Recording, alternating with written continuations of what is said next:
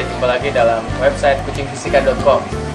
Nah, kali ini saya ingin menjelaskan tentang hukum Archimedes, yaitu tentang benda yang mengapung. Sebenarnya kenapa sih benda itu mengapung? Kalau kita lihat benda-benda tertentu dengan massa jenis yang lebih besar dari air, kadang-kadang juga bisa mengapung gitu. Sebenarnya ada apa sih? Nah, di depan saya sekarang sudah ada setup eksperimen yang saya tadi siapkan. Di sini saya mau menjelaskan apa ya. Nih, ini alatnya ada. Saya yang pertama punya lilin mainan. Kalau teman-teman nggak punya lilin mainan, bisa juga diganti sama tanah liat. Nah, lilin mainan ini satu teman-teman bikin jadi seperti bola ini. Terus yang kedua bikin lagi kayak tadi, tapi teman-teman pipihin. Oke, udah. Nah, alat-alat bantuan yang perlu disiapkan lagi. Sini saya pakai vas bunga transparan, isi air, mangkok. Ini saya warnain ya, supaya bisa nanti kelihatan bedanya. Terus sama 2 buah gelas. Yang satu saya isi lilin. Nah, sekarang kita mulai dulu ya dari yang pertama ini. Nah, ini vas bunga dengan kolom ketinggian air ya kira-kira seginilah. Pertama, saya akan coba masukkan bola lilin ini. Gak begitu rata sih, cuma kita lihat aja. Pelan-pelan ya. 1, 2, 3. Ternyata dia tenggelam. Dia berada di dasar. Di dasar dari vas bunga ini. Udah? Nah, sekarang kita geser dulu. Di sini saya pakai lilin yang tadi saya pipihin. Tentunya lilin ini sama lilin ini kalau saya ngambilnya dari tempat yang sama ya. Jadi ini cuma tadi satu lilin saya bagi 2. Berarti massa jenisnya sama kan? Nah, sekarang saya taruh di sini nih. Ini ada mangkok. Tadi saya udah warnain supaya kita bisa melihat bedanya. Nah, sekarang saya masukin dengan cara yang sama kayak tadi, pelan-pelan lembaran ini.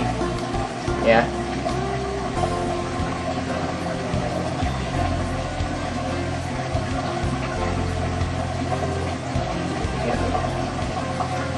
Bisa kelihatan?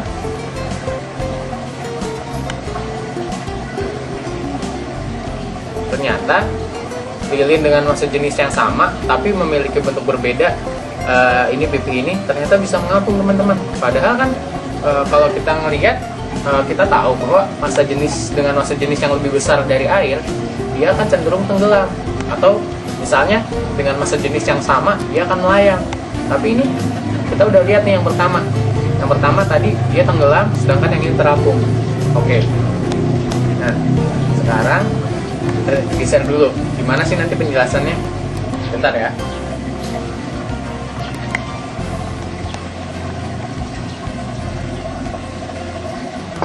Nah, tadi nih ya, udah kelihatan nih. Sekarang lilinnya mengapung.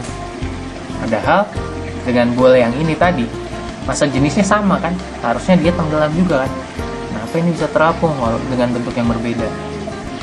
Oke? Nah, teman-teman udah ngeliat 2 kejadian tadi kan? Tentunya teman-teman juga bertanya-tanya mengapa. Tapi sebelumnya kita akan lanjutkan dengan percobaan selanjutnya. Karena percobaan yang tadi sama yang sekarang berhubungan. Pas yang tadi airnya udah saya kurangin dan bolanya udah saya keluarin nih. Nah, sekarang di sini saya punya 1 gelas kosong. 1 gelas kosong ini akan saya masukkan ke dalam vas berisi air ini. Apa yang akan terjadi ya?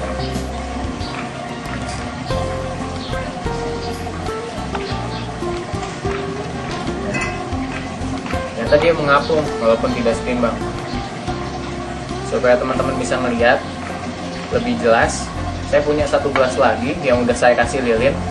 Lilin ini saya gunakan sebagai pemberat aja supaya dia bisa mengambang dengan posisi yang sedikit lebih tegak. Nah, sekarang kita lihat ya.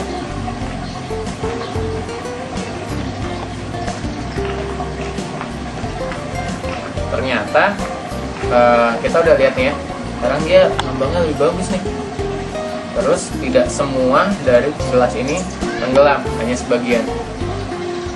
Nah, dari dua peristiwa tadi, tentunya kita bisa nyimpulin dong. Yang pertama tadi, ini kan tadi ya, yang kita mengapungkan lembaran ini di air. Terus yang pertamanya sebelumnya, bola ini masuk ke dalam air. Ternyata yang menentukan benda itu mengapung ataupun tenggelam tidak hanya massa jenisnya saja, tetapi juga bentuk permukaan yang bersentuhan dengan air. Yaitu kalau dalam hukum Archimedes, benda akan mengapung jika massa jenisnya lebih kecil daripada air dan luas bidang tekan, ini luas bidang tekan yang diberikan air terhadap permukaannya juga besar, banyak. Itu satu. Terus yang kedua, pada kasus yang ini, benda juga akan mengapung jika jumlah air, ya, ini jumlah air awal, ketinggian air awal, jumlah air yang dipindahkan oleh benda itu juga lebih banyak. Semakin banyak jumlah air yang dipindahkan oleh benda, dia akan mengapung. Salah satu contoh dalam kehidupan sehari-harinya, kita bisa lihat mengapa kapal itu bisa mengapung di lautan.